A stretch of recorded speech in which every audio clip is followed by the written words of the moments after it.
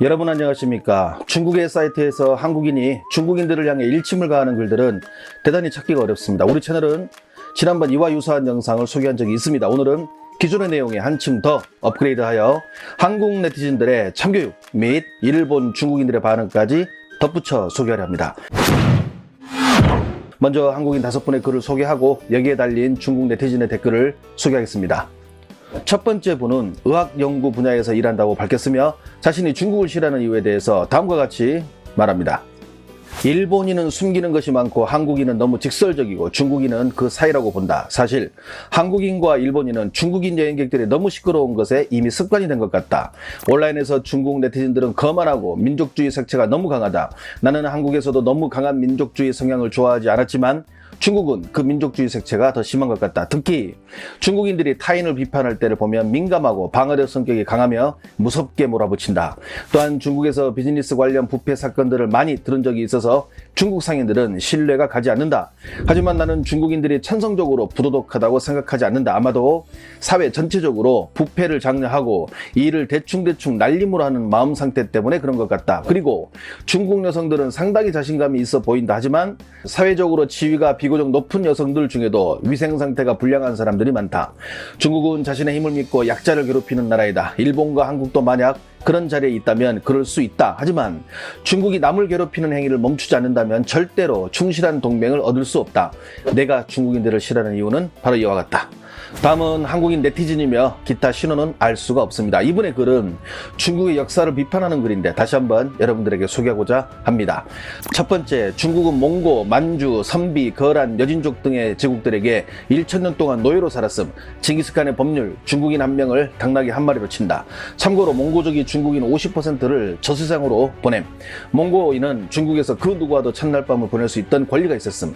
두 번째, 마르코폴로 시대에 중국인 1억 명이 30만 만주족의 노비로 살았음. 세 번째, 몽고족 전에 중국은 여진족들에게 대략 100년을 노비로 지냈고 당시 중국 황실의 남자들은 노비로 팔려갔으며 여자들은 기생집으로 팔려감. 그 당시 중국 노비 10명을 말 한 마리 가격으로 산정함.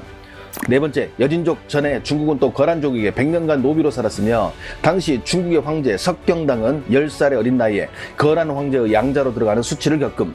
다섯 번째, 1911년까지 중국은 만주족에게 300년의 통치를 받았고 당시 만주족 인구 100만, 중국 인구 1억이었음. 여섯 번째, 16세기 유럽 사람들은 몇천 명의 병사만 있으면 중국을 정복할 수 있다고 믿었으며 당시 소규모 군대로 북경을 공격했으며 유럽군의 사상자는 60명에 불과함. 일곱 번째, 2차 세계대전 중에 일본은 중국의 수도를 점령할 때 발생한 사상자는 2000명에 불과함. 당시 미국이 100만 명의 일본 병사들을 죽일 때 10만의 병력 손실을 봄. 중국을 통치한 나라는 몽고족, 청은 만주족이 통치한 것이 역사적 사실인데 중국인들은 중국이 한국의 주인이라고 알고 있음. 다음 분은 리라고만 언급되어 있는 한국분입니다. 이분은 한국인이 중국인들을 무시하는 이유로 다음과 같이 말했습니다. 한국은 중국을 무시한다. 특히 축구는 더욱 그렇다. 중국 선수들이 그라운드에서 보여주는 비면의 행동들은 그리 유쾌하지만은 않기 때문이다. 아시안컵이든 월드컵이든 한국 사람들은 일본과 준결승이나 결승에서 붙기를 바란다. 그리고 중국인들이 한국의 영토에서 불법 어획을 할 때 중국인을 무시한다. 한국인들은 이를 보면 도대체 중국이 뭘 얻으려고 저러는지 그 불법 어선을 폭파나 격침시키고 싶어한다. 내 개인 경험으로는 중국인이 한국인을 더 무시하는 것 같다. 나는 한국인이 공공연하게 중국인을 대놓고 무시하거나 중국인을 향해 인종주의 단어를 사용한 것을 본 적이 없다. 젊었을 때 대단히 친한 중국 친구가 있었다. 그는 나를 자신의 삼촌 집에 초대했고 거기서 설을 지내기로 했다. 하지만 그 삼촌은 그리 친절하지 않았다. 그 삼촌의 딸들과 한국 문화와 한류, 한국 드라마에 대해서 이야기를 나누고 있었는데 그 삼촌이 비하하는 말투로 한국? 그 소국이 뭘 할 수 있는데? 하고 말한 것을 듣고 이곳에 온 것을 후회했다. 그 삼촌이 이런 식으로 손님을 대하는 태도는 고쳐야 한다. 그리고 고등학교 때 중국 학생과 정치적인 얘기를 나누고 있을 때 그 학생이 중국이 장차 세계를 통일할 것이며 한국을 핵으로 평화롭게 만들겠다는 말을 듣고 나는 그들과 논쟁하면서 앞으로 어떻게 할 것인지 보자고 말한 기억이 있다. 다음 분은 올해 24살이며 군에서 3년간 일을 하셨다고 밝혔습니다. 군 복무가 아닌 군을 직업으로 갖고 계셨던 분이라는 것을 알 수 있었습니다. 이분은 중국인을 싫어하는 이유에 대해서 다음과 같이 말합니다. 한국에서 많은 중국인들을 봐왔다. 대다수는 공공장소에서 예의가 없었다. 기차, 지하철, 버스, 음식점 같은 곳에서 늘 큰 소리로 떠들고 있었다. 상당수의 중국인들은 기본적인 한국어도 구사하지 못한 채 한국에 와서 중국어로만 소통하려 한다. 한국의 대학에서 학생들이 누구누구를 지지한다고 하자 중국인 학생들이 이와 관련된 게시물을 찍거나 가려버리면서 이를 지지하는 한국 학생들에게 모욕을 주거나 심지어 구타를 하였다. 그리고 관련 게시물은 중국 언론 매체에 소개되면서 이를 지지한 한국인 학생들을 비웃는 것을 보았다.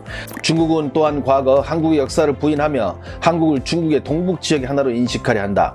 중국에 완전히 길들여진 사람들은 예전 조선반도에 있던 국가, 예로 고구려, 백제 등도 모두 중국 이민자들이 세운 나라라고 한다. 나는 너무 화가 나서 죽을 것 같아 그들에게 이와 관련된 이야기를 해보자 말도 하지 않았다. 마지막으로 한국의 많은 유저들은 중국을 싫어한다. 배틀그라운드를 할 때마다 중국 유저들이 VPN을 사용하여 한국의 서버로 들어와 한국의 유저들이 많은 손실을 본다. 서버가 조정된 후 한국의 유저들은 중국의 해커들 때문에 게임을 지울 수밖에 없었다. 후에 한국의 카카오 서버가 들어왔지만 중국의 해커들이 이곳에 다시 침입해 많은 게임들을 망가뜨렸다. 그들이 즐겨 쓰는 닉네임은 샤오, 시엔 등이다. 그래서 한국인들은 모든 중국인들이 해커는 아니지만 대다수 해커들은 중국인이라고 말한다. 덧붙여 한국인들이 중국을 싫어하는 또 다른 이유로 북한과의 합작, 오염, 서해 불법 어획 등을 말한다. 마지막 분은 한국에 살고 있으며 나이가 좀 있다고 밝혔습니다. 한국인은 중국을 무서워하지 않고 싫어한다며 다음과 같이 말씀하십니다. 한국인들이 중국을 좋아하지 않는 이유는 다음과 같다. 첫 번째, 특정한 계절이 오면 각종 공기오염이 중국에서 닥쳐온다.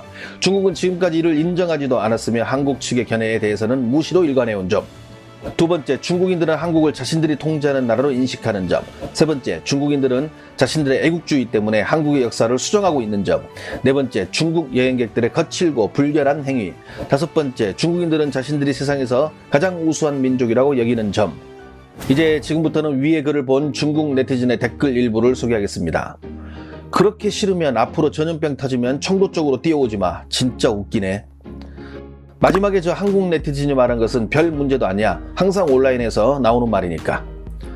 나는 한국 여행객들과 유학생들이 수준이 최고로 떨어진다고 생각해. 늘 한 무더기로 다니지. 제잘제잘 짜증나 죽겠어. 나라가 작으니 생각 패턴도 작고 그러니 견문도 작을 수밖에. 내 기억으로 중국은 고대부터 다른 나라나 지역보다 강대했지. 몰락한 청나라를 제외하곤 말이야. 한국인들이 이렇게 여기는 것은 미국이 있기 때문이야. 만약 미국이 없다면 한국 사람들은 또 다른 모습을 보여줄 거야. 중국인들이 한국을 우리의 통제하에 있다고 여긴다고? 설마 한국이 미국의 지배하에 있다는 것을 전 세계 모든 사람들이 알고 있다는 것을 모르지는 않겠지? 사실 각국의 언론들이 이렇게 잘못된 정보를 사람들에게 전하는 거야. 그래서 한국 사람들이 재밌다는 거야. 중국이 외국 쓰레기 수입을 금지하니 한국은 온 천지가 쓰레기인데 중국의 스모그가 한국을 오염시켰다고 말하네. 사이비 종교 세계 1위에 사기 범죄율 1위가 한국이잖아. 내가 보기에는 주한미군이 진짜 한국인들 같아. 우주의 모든 것은 자기들 것이라고 우기는 나라가 한국 아닌가? 작은 나라의 젊은이들은 미래가 없지. 일본이나 한국이나 마찬가지야. 스트레스가 많거든. 전시 작전권도 없는 나라를 뻔뻔하게도 국가를 할 수 있나? 한국은 그냥 식민지일 뿐이야. 나는 너희가 우리를 좋아하는지 싫어하는지 관심 없고 단지 우리에게 복종하면 돼. 무조건적인 복종 말이야. 소국의 사람들은 자신의 위치를 객관적으로 알 수 없지. 왜냐하면 작기 때문에 사상이 통제받았거든. 중국이야 완전 자주 독립된 곳이지. 한국처럼 미국 식민지가 아니라고. 우물한 개구리들, 그들에게 해명할 이유가 없어. 시간이 지나면 누가 야만인인지 답이 나오겠지. 우리는 맹목적인 자신감을 갖고 있지 않아. 우리는 확실히 세계 2위의 경제 규모이며 이는 사실이야. 중국의 국제적 위치는 분명하니까. 그런데 재벌이 통제하는 나라가 정말 문제가 없을까? 취업률이 저리 낮은데 먹고 살 수는 있나 모르겠네. 그냥 한국 사람들은 저렇게 자신들의 환상 속에서 남은 반평생을 즐겁게 살면 돼. 정부 측에서 발표도 없는 정보를 어디서 봤다고 중국에서 오염물질이 온다고 하지? 한국이야말로 중국의 스모그가 생기게 만드는 원인 중에 하나야. 가해자는 피해자를 비난할 어떤 자격도 없어. 우리가 언제 조선을 통제했나? 자기들이 중국에 도움이 필요하다는 것을 알아서 그런 거였지. 왕징 쪽에서 큰 소리로 제잘제잘 거리는 것들은 전부 한국 유학생들이지. 중국의 일부 여행객들이 교양이 없긴 하지. 항상 외국 여행할 때 흔적을 남기니까. 그건 이전이고 지금은 많이 좋아졌어.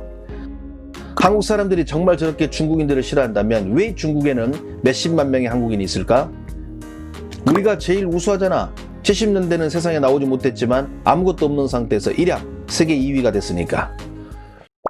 중국의 외교 방식을 전랑 외교라 합니다. 늑대처럼 힘을 과시하는 외교 방식인데 이 이면에는 중국을 공격하는 자 반드시 응징한다는 개념을 토대로 하고 있습니다. 이 외교의 현재 결과는 고립과 국제사회의 불신임 그리고 타국과의 잦은 분쟁 발생이 전부입니다. 요즘 너나 할 것 없이 많이 힘이 듭니다. 저는 우리 중국어로 구독자분들과 가족들의 건강과 행복을 진심으로 기원합니다. 시청해 주셔서 감사합니다. 힘내십시오.